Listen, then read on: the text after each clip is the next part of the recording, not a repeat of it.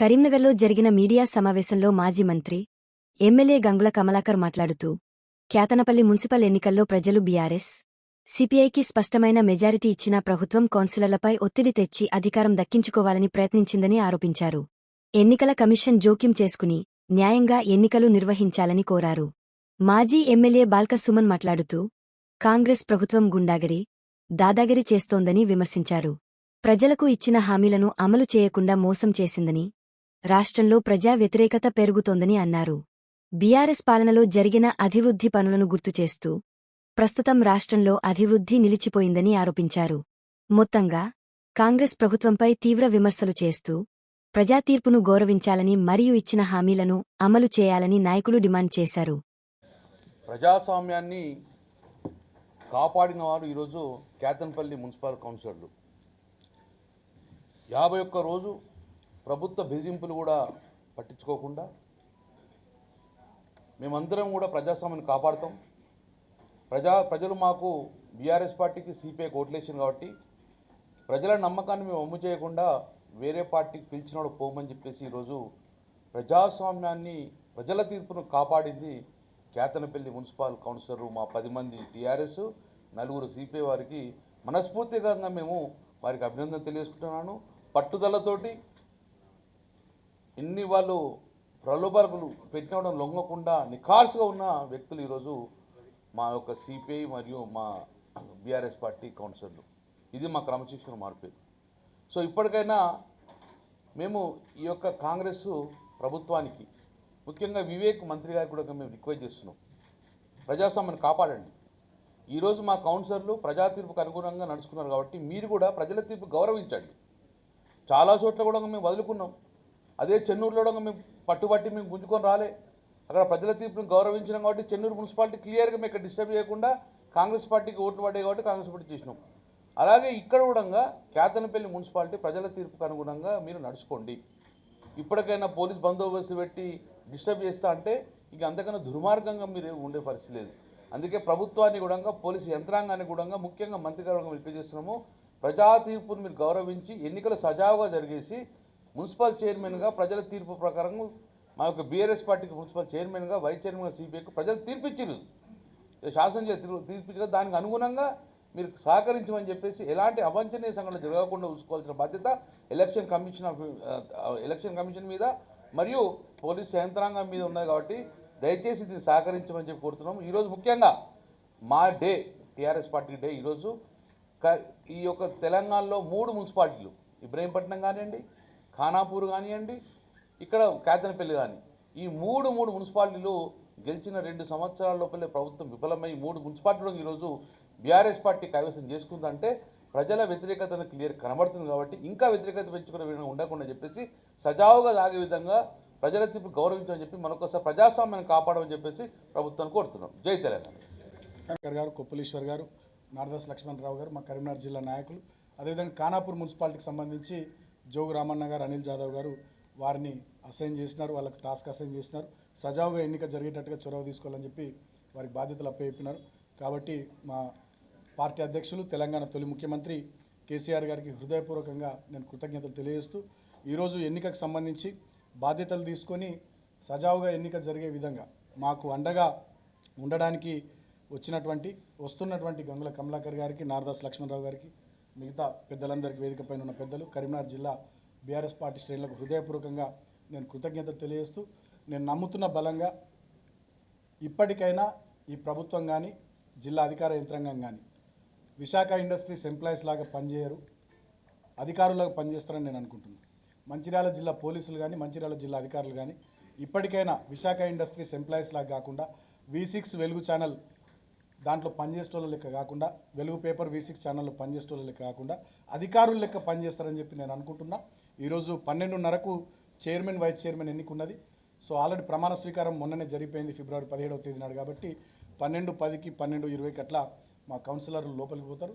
So వీళ్ళు మా ఇంటి నుంచి కౌన్సిల్ హాల్కు సజావుగా పోయేటట్టుగా, లోపల ఎన్నిక కూడా సక్రమంగా జరిగేటట్టుగా జిల్లా అధికార యంత్రాంగం, రాష్ట్ర ఎన్నికల కమిషన్ చొరవ తీసుకుంటే సహకరిస్తాయని చెప్పి నేను భావిస్తూ ఉన్నా.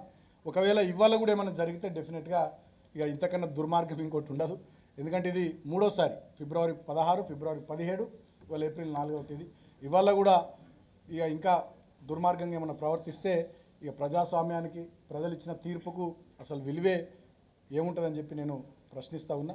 ఇప్పటికైనా ఈ రాష్ట్రంలో ఈ గూండాగిరి, ఈ దౌర్జన్యము, ఈ దుర్మార్గాలు బంద్ కావాలి. మీరేం చెప్పి అధికారంలోకి వచ్చిర్రో వాటిని నిలబెట్టుకునేటటువంటి వాటి మీద ఈ రాష్ట్ర ప్రభుత్వ పెద్దలు శ్రద్ధ పెట్టాలని నేను కోరుతా ఉన్నా. గతంలో మేము అధికారంలో ఉన్నప్పుడు ఆనాడు గ్రామ పంచాయతీ ఎన్నికలు జరిగితే 96% గ్రామ పంచాయతీలు తెలంగాణ రాష్ట్రంలో మేము గెలిచినాం బీఆర్ఎస్ పార్టీ. గతంలో మేము అధికారంలో ఉన్నప్పుడు మున్సిపాలిటీ ఎన్నికలు జరిగితే 97-98% మున్సిపాలిటీలు మేము గెలిచినాం. మున్సిపల్ కార్పొరేషన్ ఎన్నికలు మొత్తం స్వీప్ చేసినాం, కరీంనగర్తో సహా మొత్తం స్వీప్ చేసినాం ఆనాడు మేము అధికారంలో ఉన్నప్పుడు. కానీ ఇవాళ రిజల్ట్స్ చూస్తే పంచాయతీ ఎన్నికల్లో 30-35-36% ప్రభుత్వానికి అనుకూలంగా ఫలితాలు వచ్చినాయి. తర్వాత మున్సిపాలిటీ ఎన్నికలలో 46%, 50% ఏదో అనుకూల ఫలితాలు వచ్చినాయి తప్ప చాలా చోట్ల జనగామల కానీ, తొర్రూరులో కానీ, ఇంకా అనేక చోట్ల కూడా జబర్దస్తి చేసి వాళ్ళు గెలిచినారు తప్ప నిజమైనటువంటి ప్రజా తీర్పు ఇవాళ కాంగ్రెస్ ప్రభుత్వానికి అనుకూలంగా లేదు. కారణం వాళ్ళు చెప్పిన SC ST declaration, BC declaration, youth declaration, రైతు డిక్లరేషన్ అన్ని బోగస్ అయిపోయినాయి. వాళ్ళు ఇచ్చిన 420 హామీలు బుట్టదాఖలు అయిపోయినాయి. వాళ్ళు చెప్పిన 6 గ్యారంటీలు అటకెక్కినాయి. దీని విషయంలో ప్రజలు చాలా అన్రెస్ట్గా ఉన్నారు, చాలా కోపంగా ఉన్నారు. రుణమాఫీ కాలే, అదేవిధంగా రైతాంగానికి రైతు భరోసా వస్తలే, విద్యార్థులకు నిరుద్యోగులకు సంబంధించి 2 లక్షల ఉద్యోగాలు లేవు, నిరుద్యోగ భృతి 4,000 లేవు, మహిళలకు ఇస్తామన్న 2,500 లేవు.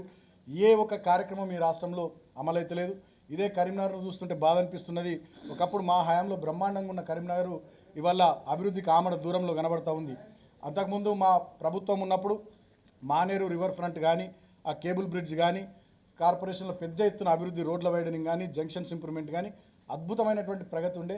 ఇవాళ 3వ సంవత్సరం పాలన ఈ ప్రజాపాలన కాదు, ఇది పాపపు పాలనగా మారిపోయింది. కార్పొరేషన్లు కానీ, మున్సిపాలిటీలు కానీ, గ్రామ పంచాయతీలు కానీ అధ్వానంగా తయారైపోయినాయి. చెత్త ఎత్తేటోళ్ళు లేడు, ఊడ్చేటోళ్ళు లేడు, బుగ్గలు వెలుగుతలేవు, మంచినీళ్ళ సప్లై లేదు, కరెంట్ సప్లై లేదు, డ్రైనేజ్ వ్యవస్థ సక్రమంగా లేదు. మొత్తం పాలనంతా పడకేసింది. ఏం జరుగుతుంది ఈ రాష్ట్రంలో అంటే దాడులు, దుర్మార్గాలు, దోపిడులు ఇవి జరుగుతున్నాయి తప్ప ఇంకోటి లేదు. రాష్ట్రంలో ఇప్పటికే 3వ సంవత్సరం పాలన మొదలైనటువంటి కాంగ్రెస్ ప్రభుత్వ హయాంలో 3 లక్షల కోట్ల పైచీలకు అప్పు చేసిరు. మరి అప్పు చేసి రైతాంగానికి రైతు భరోసా ఇచ్చిర్రా, విద్యా భరోసా కార్డు 5 లక్షలు విద్యార్థులకు ఇచ్చిర్రా, నిరుద్యోగులకు నెలకు 4,000 నిరుద్యోగ భృతి ఇచ్చిర్రా, ప్రతి మహిళకు 2,500 ఇచ్చిర్రా, పెన్షన్ 4,000 ఇచ్చిరట్టు అదేం లేదు. ఏమవుతున్నాయి పైసలు అంటే ఢిల్లీకి పోతున్నాయి, కాంగ్రెస్ హైకమాండ్కి అప్పచెప్తున్నారు. ఏ రాష్ట్రంలో ఎన్నికలు ఉన్నా అక్కడ ఖర్చు చేస్తున్నారు, వీళ్ళు మంచిగా దోసుక తింటున్నారు. మొన్న చూసినాం ఇవాళ రాష్ట్రంలో రెవెన్యూ మంత్రి ఉన్నటువంటి పొంగులేటి భూ కబ్జాలు అవి ఏ రకంగా చేస్తున్నాడు. అదేవిధంగా ఈ ముఖ్యమంత్రి ఫ్యూచర్ లేని ఫ్యూచర్ సిటీ పేరు మీద 1,50,000 కోట్లు మూసీ ప్రాజెక్టు రిజర్వనేషన్ అని చెప్పి దాంట్లో 1,50,000 కోట్లు బుక్క పెట్టే విధంగా, హిల్ట్ పాలసీ పేరు మీద హైదరాబాద్లో ఉన్నటువంటి పారిశ్రామిక భూములన్నింటినీ బుక్క పెట్టే విధంగా ఇవాళ ఈ రాష్ట్రంలో రియల్ గవర్నెన్స్ లేకుండా కేవలం రియల్ ఎస్టేట్ వ్యాపారమే లక్ష్యంగా ముఖ్యమంత్రి మంత్రులందరూ కూడా పనిచేస్తూ ఉన్నారు. విచ్చలవిడి అవినీతి, విచ్చలవిడి దోపిడీ నియోజకవర్గాల నుంచి మొదలుకుంటే రాష్ట్ర రాజధాని వరకు అదే పరిస్థితి ఉంది. ఇప్పటికైనా మీరు పాలన మీద శ్రద్ధ పెట్టండి. లేకపోయినట్టయితే రాబోయే రోజుల్లో నేను ఇలా కరీంనగర్ గడ్డ మీద నుంచి చెప్తా ఉన్నా, కరీంనగర్ బిడ్డగా రాబోయే రోజుల్లో కాంగ్రెస్ పార్టీ ఎమ్మెల్యే స్థానాల్లో, ఎంపీ స్థానాల్లో సింగిల్ డిజిట్కి పరిమితమవుతుంది.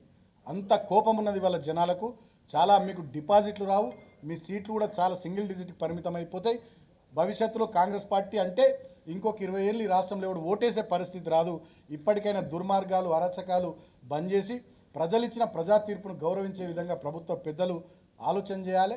ప్రజలకు ఇచ్చినటువంటి హామీలను నిలబెట్టుకునే విధంగా పనిచేయాలి తప్ప ఇతరత్ర ఇక అధికారం ఉంది కదా, పోలీసులు ఉన్నారు కదా అని చెప్పి ఎట్లా పడితే అట్లా ప్రవర్తిస్తే ప్రజలు ఖచ్చితంగా కర్రు కాల్చి సందర్భం వచ్చినప్పుడు వాత పెడతారని చెప్పి కూడా నేను కాంగ్రెస్ ప్రభుత్వ పెద్దల్ని హెచ్చరిస్తూ, మరి ఈరోజు మా 14 మంది కౌన్సిలర్లు 51వ రోజు కుటుంబాలకు దూరంగా, ఊరికి దూరంగా ఉండి ప్రజలిచ్చిన తీర్పును నిలబెట్టి ప్రజాస్వామ్యాన్ని మళ్ళొక్కసారి ఆకాశమంతా ప్రజాస్వామ్యం ఔన్నత్యాన్ని ఎలుగెత్తి చాటిన మా కౌన్సిలర్లకు హృదయపూర్వకంగా కృతజ్ఞతలు తెలియజేస్తూ, ముఖ్యంగా సిపిఐ పార్టీ, కాంగ్రెస్ పార్టీ వాళ్ళు ఎన్ని ఆఫర్లు ఇచ్చినా, ఎంత మాట్లాడినా, ప్రభుత్వ పెద్దలు కానీ కాంగ్రెస్ హైకమాండ్ మాట్లాడినా కూడా లేదు మేము కేతన్పల్లి మున్సిపాలిటీలో బీఆర్ఎస్తో పొత్తు పెట్టుకున్నాం, పొత్తు ధర్మాన్ని పాటిస్తూ బీఆర్ఎస్తోనే కలిసి చైర్మన్, వైస్ చైర్మన్ ఎన్నిక సజావుగా జరిగేటట్టుగా మేము చొరవ తీసుకుంటామని చెప్పిన సిపిఐ పార్టీ అగ్రనాయకత్వం కానీ, మా మంచిర్యాల జిల్లా నాయకత్వం కానీ, మా కేతన్పల్లి మున్సిపాలిటీ నాయకత్వం, ముఖ్యంగా అక్కడ కలవేన శంకర్ గారు కానీ, ఏఐటీసీ రాష్ట్ర అధ్యక్షులు సీతారామయ్య గారు కానీ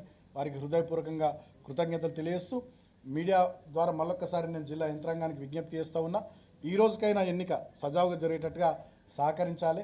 ఫెయిర్ ఎలక్షన్ జరిగేటట్టుగా ట్రాన్స్పరెంట్గా ఎలక్షన్ జరిగి చైర్మన్ వైస్ చైర్మన్ మావోళ్ళై మంచి పరిపాలన కేతన్పల్లి మున్సిపాలిటీలో అందించే విధంగా జిల్లా యంత్రాంగం చొరవ తీసుకోవాలి. పారదర్శకంగా ఎన్నిక నిర్వహించాలి.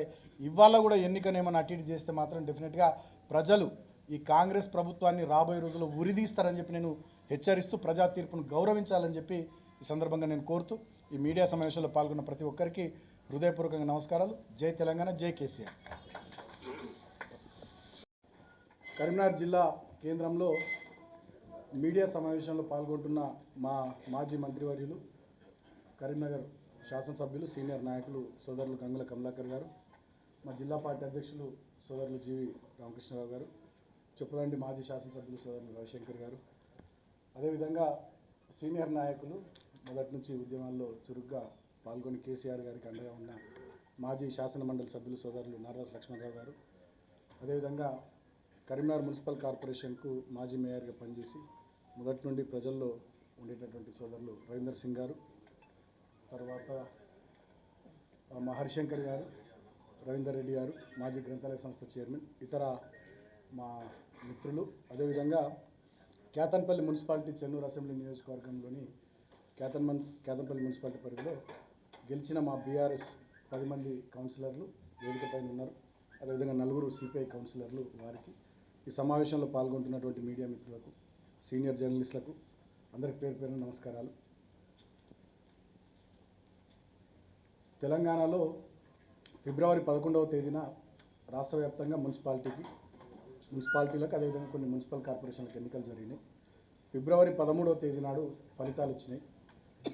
ఆ ఫలితాలు వచ్చిన అనంతరం కాంగ్రెస్ పార్టీ ప్రభుత్వంలో ఉందనేటటువంటి అహంకారంతో పోలీసులను వాడుకొని అదేవిధంగా చాలా చోట్ల దౌర్జన్యాలు చేసి రాష్ట్ర వ్యాప్తంగా ప్రజా తీర్పును పట్టపగలే హత్య చేసే విధంగా చాలా మున్సిపాలిటీల్లో గొడవలు చేసి వాళ్ళకు మ్యాజిక్ ఫిగర్ దాటకున్నా, మెజారిటీ రాకున్నా, ఎలాగైనా అధికారం ఉంది కదా అనేటటువంటి అహంకారంతో రేవంత్ రెడ్డి గారు ముఖ్యమంత్రి గారి నుంచి మొదలుకొని రాష్ట్ర మంత్రులు, అదేవిధంగా రాష్ట్రంలో ఉన్న వివిధ నియోజకవర్గాల్లోని ఎమ్మెల్యేలు, కాంగ్రెస్ పార్టీ నాయకులు చాలా అరాచకాలు, దుర్మార్గాలు చేశారు. దానికి ప్రత్యక్ష ఉదాహరణ ఇక పరాకాష్ఠకు పోయినటువంటి మున్సిపాలిటీ ఏదైనా ఉందంటే అది మంచిర్యాల జిల్లా చెన్నూరు అసెంబ్లీలోని మా కేతన్పల్లి మున్సిపాలిటీ.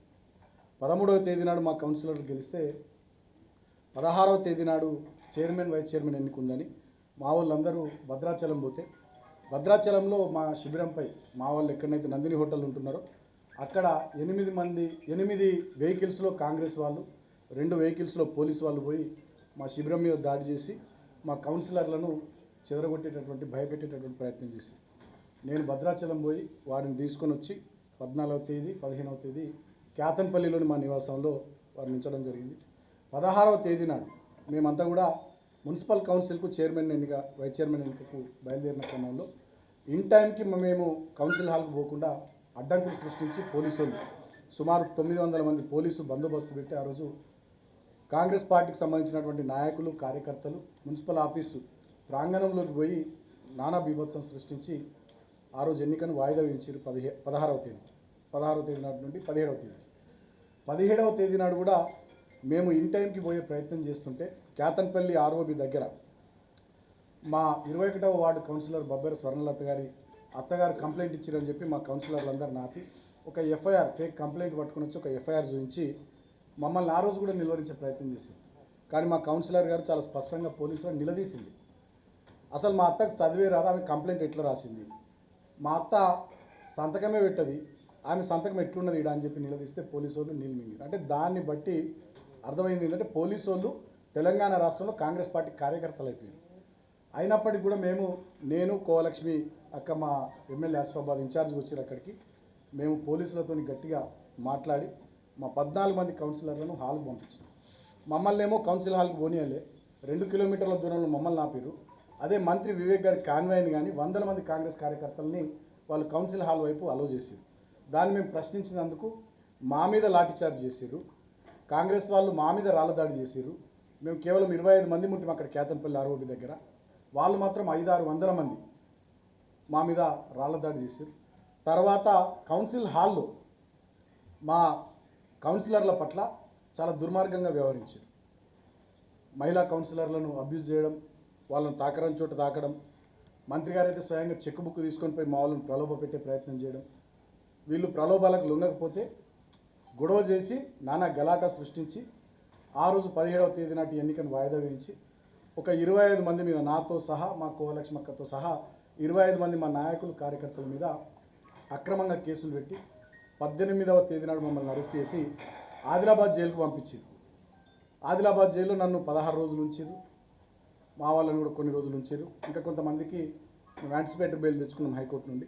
అంటే ఒక రావణ కాష్టంలాగా ఆ ప్రాంతాన్ని మొత్తం తయారు చేసి దాన్ని ఒక పోలీసు రాజ్యంలాగా మార్చి ముఖ్యమంత్రి రేవంత్ రెడ్డి గారు, మంత్రి వివేక్ గారు అడుగడుగున అడ్డంకులు సృష్టించి 22 కౌన్సిలర్ స్థానాలకు గాను బీఆర్ఎస్ సిపిఐ కలిసి పోటీ చేసి 14 కౌన్సిలర్ స్థానాలు గెలుచుకున్నా మమ్మల్ని చైర్మన్ వైస్ చైర్మన్ కానియకుండా కేవలం 7 స్థానాలు గెలుచుకున్న కాంగ్రెస్ ఎట్లనే చేసి చైర్మన్ వైస్ చైర్మన్ కావాలని చాలా కుట్రలు చేసి మా ఒక్కొక్క కౌన్సిలర్కు 3 కోట్లు ఇస్తామనడం, బ్లాంక్ చెక్కులు ఇస్తామనడం, వీళ్ళు ప్రలోభాలకు లొంగకపోతే 11th వార్డు మా కౌన్సిలర్ భూమాగౌడ్ గారి ఇల్లు 30 సంవత్సరాల నుంచి సింగరేణి స్థలంలో వాళ్ళ కాంపౌండ్ వాళ్ళు ఉందని చెప్పి సింగరేణి అధికారులు దాన్ని కూలగొట్టడం, మా గ్యాస్ నాన్నని ఇంకో కౌన్సిలర్ను కిడ్నాప్ చేసే ప్రయత్నం చేయడం, అదేవిధంగా కౌన్సిలర్ల కుటుంబ సభ్యులకు బంధువులకు ఫోన్లు చేసి రకరకాల ఆఫర్లు ఇవ్వడం, ఇట్లా నానా ప్రయత్నాలు వాళ్ళు చేసినారు. అయినప్పటికీ కూడా మా కౌన్సిలర్లు చెక్కు చెదరకుండా మేము కలిసి పోటీ చేసినాం, ప్రజలు మాకు తీర్పిచ్చారని చెప్పి బీఆర్ఎస్ సిపిఐ కౌన్సిలర్లు ఇవాళకి ఎగ్జాక్ట్లీ 51వ రోజు 51 రోజులుగా వాళ్ళు ఏకతాటి మీద నిలబడి ఊరికి దూరంగా కాంగ్రెస్ వాళ్ళ ప్రలోభాలకు లొంగకుండా వారు భయభ్రాంతులకు గురి చేసే అవకాశం ఉంది కాబట్టి దానికి కూడా అవకాశం ఇవ్వకుండా ఊరికి దూరంగా ఉగాది పండుగ లేదు, హోలీ పండుగ లేదు, శ్రీరామనవమి లేదు, కుటుంబ సభ్యులకు 51 రోజుల పాటు వాళ్ళు దూరం ఉన్నారు. అయినప్పటికీ కూడా ఒక్కరు కూడా చెక్కు చెదరకుండా, ఎలాంటి ప్రలోభాలకు లొంగకుండా, ఏమాత్రం కూడా భయపడకుండా ప్రజలు ఇచ్చినటువంటి తీర్పు ప్రకారం మేము కేతన్పల్లి చైర్మన్గా బీఆర్ఎస్ పార్టీ, కేతన్పల్లి వైస్ చైర్మన్గా సిపిఐ పార్టీ మేము ఏదైతే ఒప్పందం చేసుకున్నామో ఆ ఒప్పందానికి కట్టుబడి ఉంటామని చెప్పి వారు కట్టుబడి ఉన్నారు. వాళ్ళు ఇప్పుడు వేదిక మీద ఉన్నారు 14 మంది కౌన్సిలర్లు. వారికి హృదయపూర్వకంగా నేను బీఆర్ఎస్ పార్టీ తరఫున, కేతన్పల్లి మున్సిపాలిటీ ప్రజల తరఫున కృతజ్ఞతలు తెలియజేస్తా ఉన్నా. ఎందుకంటే ఇది ఒక అసాధారణమైనటువంటి సంఘటన. నాకు తెలిసి ఉమ్మడి రాష్ట్ర చరిత్రలో కానీ తెలంగాణ రాష్ట్ర చరిత్రలో కానీ ఇటువంటి సంఘటన చాలా అరుదు. ఏకతాటి మీద వాళ్ళు ఉన్నారు. ప్రభుత్వం 2 సార్లు ఎన్నిక వాయిదా వేసి ఫిబ్రవరి 16, 17వ తేదీ వాళ్ళు ఎన్నిక పెట్టకుండా ఉంటే మేము హైకోర్టును ఆశ్రయించినాం. హైకోర్టు ఒక తీర్పు ఇచ్చింది, 4 వారాల లోపల 3 వారాల లోపల ఎన్నిక కంప్లీట్ చేయండి, if anything necessary it will be extended to another week అన్నది. దాన్ని అడ్డం పెట్టుకొని వాళ్ళు మొన్నటిదాకా స్టేట్ ఎలక్షన్ కమిషన్కు రాష్ట్ర ప్రభుత్వం సమ్మతి తెలుపుతూ ఫైల్ పంపించాలి, as per municipal act concurrence ఇవ్వాలి. ఇవ్వకుండా వాళ్ళు మొండిగా ఉంటే మళ్ళీ మేము కోర్టుకు కూడా పోతామని చెప్పి గట్టిగా మాట్లాడితే ప్రెస్ మీట్ పెడితే తప్పనిసరి పరిస్థితులలో మొన్న 2వ తేదీ నాడు, 2వ తేదీ కంటే ముందు, 2వ తేదీ డెడ్ లైన్ కాబట్టి ఏప్రిల్ 2, దానికన్నా ముందు రాష్ట్ర ప్రభుత్వం సమ్మతి తెలుపుతూ ఎలక్షన్ కమిషన్కు ఫైల్ పంపితే ఎలక్షన్ కమిషన్ మొన్న నోటిఫికేషన్ ఇచ్చింది. ఈరోజు ఎన్నిక ఉంది.